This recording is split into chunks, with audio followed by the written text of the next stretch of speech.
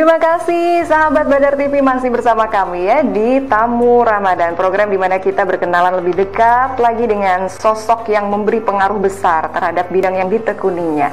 Kali ini masih bersama Habib Alkaf. Siap. Terima kasih Habib ya, masih bersedia berbincang-bincang bersama kami. Tentunya sambil menunggu buka puasa. Amin, mudah-mudahan lancar semuanya ya puasanya ya.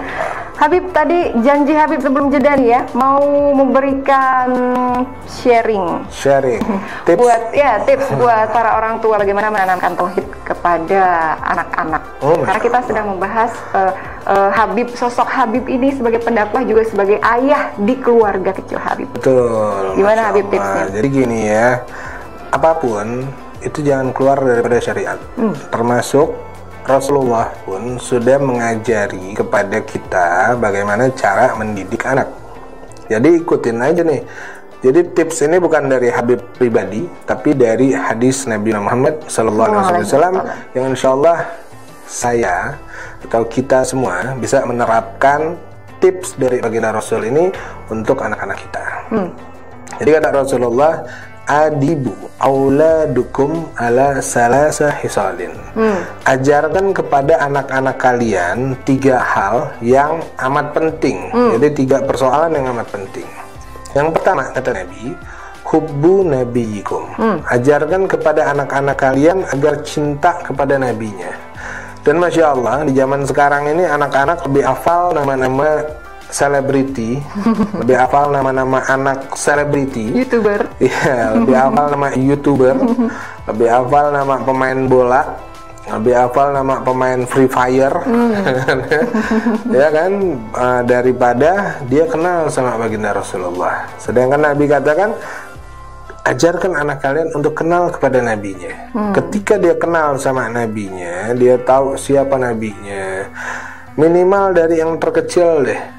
Abdullah nama ayahnya, Aminah ibundanya, Abdul Muthalib kakeknya, Abu Thalib pamannya. Minimal dari yang ini aja dulu. Ketika dia berusaha dan dia ingin mengenal sosok Nabi Muhammad SAW, maka di situ akan tertanam akhlak Nabi Muhammad. Ketika seorang anak udah kenal sama nabinya, kemudian dia mahabbah, cinta sama nabinya, maka dia akan meniru bagaimana perilaku baginda Rasulullah Sallallahu Alaihi Wasallam. Itu yang pertama. Yang kedua, hubbu ahlul baitikum. Ajarkan anak-anak untuk kenal sama keluarga nabinya. Nah, jadi Nabi kan diangkat jadi Rasul di usia 40 tahun. Kemudian Nabi wafat di usia 63 tahun. Artinya hanya 23 tahun Nabi hidup sebagai Rasul ya. Tapi sebelum Nabi menjadi Rasul, memang akhlak Nabi dari kecil sudah tertata. 23 tahun Nabi bisa mengislamkan dunia. Nah, jadi Masya Allah ini baginda Rasulullah. Kemudian sosok-sosok yang mulia lainnya adalah keluarga Nabi. Sayyidatuna Fatimah, Sayyidina Ali, Sayyidina Hasan, Sayyidina Husain. Mereka yang punya akhlak yang meniru langsung dari Nabi Muhammad SAW. Jadi setelah anak kenal sama Nabi, kemudian kenalkan keluarga Nabinya. Bagaimana pernah satu ketika Sayyidina Hasan itu lagi jalan sama anaknya, ya. Kemudian di tengah jalan ada orang datang mencaci, memaki, menghina dengan kalimat-kalimat kotor yang keluar dari mulut orang yang mencaci tersebut. Anaknya yang ada di sebelahnya nanya sama Sayyidina Hasan, ya Abi, wahai ayah, itu orang ngatain kamu, ngatain ibu dan ayah kamu, kenapa engkau tidak balas wahai ayah? Apa jawaban Sayyidina Hasan? Kata Sayyidina Hasan, aku tidak tahu bagaimana cara membalasnya karena aku tidak pernah diajari cara mencaci, gak pernah diajari cara memaki. Yang ada di dalam kantongku hanya yang baik-baik, sehingga mungkin yang ada dalam kantongnya sesuatu yang buruk, tapi yang ada dalam kantong saya cuma yang baik-baik. Sehingga yang aku bisa hanya mendoakan, kata Sayyidina Hasan. Subhanallah, ini jadi kita diajarin cara mendidik anak bukan baru ini, tetapi dari zaman Rasulullah Shallallahu Alaihi Wasallam. Jadi yang pertama kenalin sama nabinya, yang kedua kenalin sama keluarga nabinya, yang ketiga hubbu qiraatil Quran. Ajarkan anak kita untuk cinta membaca Al-Quran. Kadang-kadang kan mak-mak zaman now ini ya, kalau mau tidur dia baca WA, bukan baca Quran. Bangun tidur yang dicari handphone, bukan suami. Nah ini pergeseran daripada adab. Tapi ketika kita kenalkan anak kita untuk cinta membaca Al-Quran sejak dini, nah insya Allah kalau dia lebih cinta baca Al-Quran daripada baca WA, maka sudah berhasillah pendidikan kita sebagai orang tua kepada anak-anak kita. Karena apa? Al-Quran hudalinnas. Al-Quran itu petunjuk bagi seluruh manusia. Jadi dengan sendirinya dia akan mengenal Allah Subhanahu wa Ta'ala. Jadi gitu, 3 cara tuh. Yang pertama kenalin sama Nabi, kedua kenalin sama keluarga Nabi, ketiga ajarkan anak cinta membaca Al-Quran. Jadi jangan sampai Quran sampulnya bagus, casing handphone udah berapa kali ganti. Masih bersih ya? Iya, karena nggak pernah dibaca. Iya. Aplikasi yang jarang digunakan, disarankan uninstall. Ada Al-Quran. Karena jarang dibaca. Padahal sekarang bisa tuh, handphone ada, bisa. Kadang kita lebih demen download IG, FB dan lain sebagainya. Jarang banget orang tuh mau download Al-Quran. Lagi santai bacanya Quran. Iya. Mulai sekarang ya, mumpung di bulan Ramadan apalagi. Nah, bulan dilipat gandakan pahala. Amin. Ini sebuah pengingat lagi ya untuk kita semua. Habib, ngomong-ngomong soal karir dakwah nih, kita sudah kupas tuntas ya tadi ya, begitu luar biasa. Habib sudah 13 tahun ya, berkecimpung di dunia dakwah ini. Kemudian kenapa bisa terjun ke dunia entertain juga? Iya, terjun bebas. Jadi gini, awalnya itu Habib dakwah di salah satu stasiun TV. Kemudian nggak lama dari itu tiba-tiba ada telepon nih. Ini callingan pertama nih. Assalamualaikum Ustadz, saya dari PH bla bla dan segala macam. Tahun berapa itu? Itu di tahun 2014. Artinya sudah jalan dakwah 6 tahun. Baik. Kemudian dibilang ini ada FTV sinetron, tapi butuh peran yang sosoknya Ustadz asli. Ustadz asli? Ada Ustadz palsu ya? Kan ada itu namanya kayak polisi sinetron, ada Ustadz sinetron. Nah ini yang dicari Ustadz asli katanya. Oh ya udah, Bismillah deh, coba. Tapi saya belum pernah nih, kata Habib. Gak apa-apa Ustadz, nanti sambilan belajar. Nah begitu masuk ke situ, udah tuh mulai tuh panjang, habis callingan dari sini, ada dari sini, mulai tuh nyambung tuh. Kebetulan ya, saya itu sekolah di SMA Negeri 4 Tangerang dulu. Kemudian di SMA Negeri 4 Tangerang ini ada yang namanya eskul teater. Nah, jadi berawal dari situ belajar acting, tertarik di bidang seni, kemudian diaplikasikan pada saat kita di FTV. Luar biasa. Perannya selain sebagai ustadz, pernah sebagai apa Ustadz? Alhamdulillah saya nggak pernah ambil peran lain. Jadi perannya khusus sebagai ustadz. Karena memang realnya ustadz, jadi di TV pun hanya ambil peran-peran untuk ustadz aja, nggak ambil peran yang lain. Memang mengambil itu spesialisasinya ya. Belum ada niatan misalnya mau jadi karakter lain gitu? Enggak sih ya, jadi ambilnya yang ustadz aja. Selama peran ustadz itu masih dibutuhkan, maka Habib Alkaf akan ada di situ. Ini ibu-ibu nih pasti nih ya, udah langsung kenal banget lihat wajahnya sinetron di mana-mana. Sekarang masih jalan kan Ustadz kan? Masih jalan. Kemarin terakhir di salah satu TV swasta yang memang alhamdulillah ratingnya juga bagus. Ada sinetron remaja juga ya. Mungkin yang paling dikenal sama ibu-ibu dulu pas saya main di sinetron Azab tuh, yang banyak azab-azabnya tuh. Iya. nanti matinya gimana selama hidupnya jahat, makanya hidupnya jangan jahat. Takutnya nanti ada judul terbaru tuh, emak-emak kebanyakan belanja online, jenazahnya dibawa pakai kargo. Itu kan repot juga. Karena belanja online-nya maksa sama suami yang nggak punya duit tetap dipaksa suruh bayar. Nah, itu bahaya. Jangan ya. Atur-atur lah ya ibu-ibu ya, apalagi ini mau lebaran kan Habib. Betul, apalagi ini lagi masa pandemi. Ya, harus pandai mengatur lagi ya. Berarti Habib bukan acting dong, karena memang sehari-harinya sudah menjadi pendakwah di sinetron ya, tinggal aplikasikan saja ya, berarti bukan. Jadi mengimplementasikan ilmu yang kita punya. Nah, cuma kan tetap ada skenarionya yang harus diikuti. Luar biasa. Yang paling terngiang-ngiang dialognya selama syuting sinetron apa, Bib?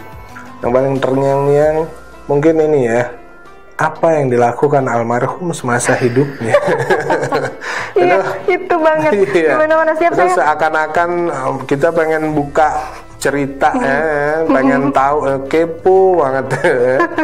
Karena itu kita ngikutin skenario. Jadi yang paling viral tuh, itu yang paling viral tuh kalimat itu. Karena ini udah mati, terus kita pengen tahu ngapain sih dia nih semasa hidupnya sampai jadi kayak gini nih. Kok susah banget dimandiin, nggak bisa dikuburin, nggak bisa. Iya. Kalau memang browsing di YouTube ya, atau memang kebetulan lihat di TV pas ada Habib Al-Kafat, memang dialog itu yang paling. Iya, dialog itu yang paling sering. Membekas sekali di otak kita para ibu-ibu ya yang suka nonton sinetron. Insya Allah nanti ada layar lebar religi juga. Wah, Masya Allah. Tahun ini? Mungkin tahun depan, karena tahun ini bioskop belum dibuka semuanya. Insya Allah kalau bioskop udah dibuka semua, dia akan tayang dengan sendirinya. Wah, Masya Allah. Berarti otomatis tahun ini tayang. Baru produksi? Udah sih, udah kelar. Udah selesai produksi, tinggal nanti mau apa namanya tuh, bahasanya tuh perkenalan. Nanti kita bikin teasernya dulu segala macam. Masya Allah, masih berbau-bau cerita religi ya, religi yang mudah-mudahan ini bisa secepatnya ya kita apresiasi sebagai penikmat film. Amin, insya Allah. Habib punya harapan apa untuk dunia pendakwahan di Indonesia khususnya? Dalam dunia dakwah ini saya punya harapan hindari yang namanya perdebatan, karena yang seharusnya perbedaan itu iktilaf ya, bainal ummah ini rahmat. Perbedaan di antara umat ini rahmat. Jangan sampai perbedaan itu menjadikan kita saling bermusuhan. Apalagi di bulan Ramadan ini kan Masya Allah. Ada orang yang tarawehnya 23. Ada orang yang tarawehnya 11. Kemudian yang 23 menyalahkan yang 11. Yang 11 nyalain yang 23. Seakan-akan 11 salah, 23 salah. Padahal ini hanya perbedaan dalam bab furu'iyah. Artinya ketika ada perbedaan dalam bab furu'iyah, ini nggak usah dipanjang lebarin. Yang ini punya dalil sendiri, yang ini punya dalil sendiri. Termasuk kayak sholat subuh, ada yang pakai kunut, ada yang nggak pakai kunut. Kemudian lagi baca Fatihah, ada yang pakai Bismillah secara dijahar, ada yang disir, ada yang sembunyikan. Ini hanya perbedaan dalam bab furu'iyah, dalam bab cabang. Jadi jangan dipermasalahkan, jangan diperbesar. Yang bermasalah adalah orang yang berpuasa tapi mereka tidak mau menjalankan sholat. Jadi ada orang yang puasa tuh dia cuma menghormati aja datangnya bulan Ramadan. Dia puasa tapi banyak ibadah lain yang nggak dia kerjakan. Makanya kata Nabi, kam min shaumi laisa lahu min siyami ilal ju'i wal 'atas. Berapa banyak orang yang berpuasa di bulan Ramadan, dia tidak mendapatkan pahala daripada puasanya kecuali hanya lapar dan haus. Jadi ada membatalkan puasa, ada membatalkan pahala puasa. Membatalkan puasa otomatis makan, minum itu membatalkan daripada puasa. Berhubungan suami istri di siang hari itu membatalkan daripada puasa. Tapi ada lagi yang membatalkan pahala puasa. Apa?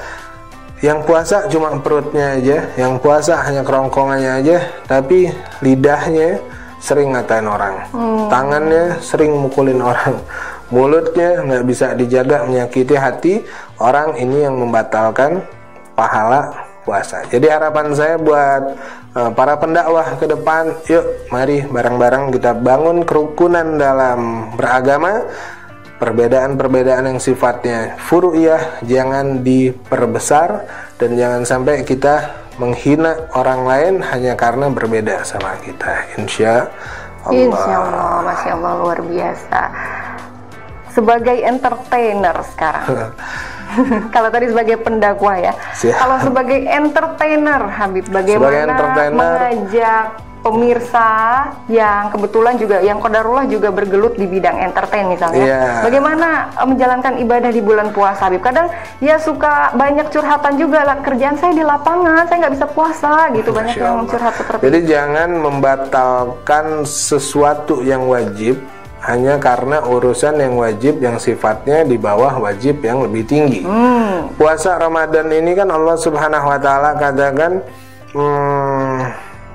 diwajibkan bagi kalian sebagaimana Allah wajibkan orang-orang yang terdahulu. Artinya yang puasa itu bukan cuma kita, tapi orang-orang terdahulu tuh juga puasa. Bahkan di zaman baginda Rasulullah mereka mengalami banyak ujian, banyak cobaan ketika mereka berpuasa, tetapi mereka jalankan. Jadi jangan hanya karena alasan mencari nafkah kemudian kita meninggalkan puasa yang ketemunya cuma sebulan dalam 1 tahun. Apa salahnya kita berusaha menahan diri kita, menjaga hawa nafsu kita, kemudian kita jalankan ibadah di bulan Ramadan sebagaimana yang diperintahkan oleh Allah Subhanahu wa Ta'ala. Karena apa? Teman-teman yang ikut nonton acara ini pada hari ini, Nabi Muhammad SAW mengatakan dalam satu hadisnya, man sauma Ramadana imanan wahtisaban ghafira lahu ma taqaddama min zambi. Orang yang berpuasa di bulan Ramadan dengan keimanan dan penuh dengan harapan, maka Allah Subhanahu wa Ta'ala akan menghapus dosanya saat ini maupun yang akan datang. Masya Allah, amin. Rugi pokoknya kalau nggak puasa di bulan Ramadan. Wah, luar biasa ya. Mudah-mudahan ini menjadi tamparan buat kita semua ya, apalagi yang masih banyak-banyak alasan ya, Habib ya. Kalau banyak alasan tamparnya sekarang. Tampar aja ya. Habib punya cita-cita apa yang sampai saat ini belum terlaksana dan mudah-mudahan secepatnya bisa? Insya Allah Habib kepengen punya pondok pesantren sendiri. Insya Allah. Dan di situ mudah-mudahan buat yatim piatu nanti kita kasih gratis, karena saat ini Habib masih bareng-bareng. Insya Allah nanti kedepannya kita bisa buka pondok sendiri, khususnya pondok tahfizul Quran. Masya Allah, amin ya rabbal alamin. Semoga semuanya diijabah oleh Allah Subhanahu wa Ta'ala ya, Habib ya. Mudah-mudahan lancar, kalau kata orang Sunda lungsur langsar gitu semuanya. Itulah pokoknya ya. Semuanya lancar ya, apapun yang diharapkan, yang dicita-citakan, yang diimpikan, semoga mendapat keberkahan oleh Allah Subhanahu wa Ta'ala juga.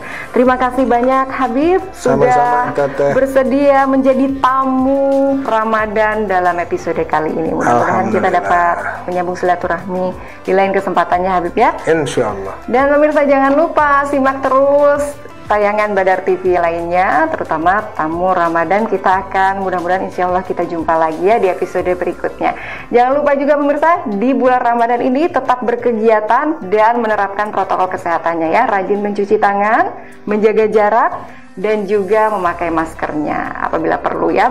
Banyak orang kemudian bepergian harus pakai maskernya untuk diri sendiri dan menjaga saudara-saudara kita yang lainnya. Jangan sampai ada kerumunan. Betul sekali. Mau buka puasa juga seperti tadi Habib sudah bahas ya, boleh asal terapkan protokol kesehatannya ya. Insya Allah. Akhir kata saya Dita Ruspendi mewakili segenap tim yang bertugas mengucapkan terima kasih atas kebersamaan Anda pemirsa. Assalamualaikum warahmatullahi wabarakatuh. Habib terima kasih. Siap, teteh.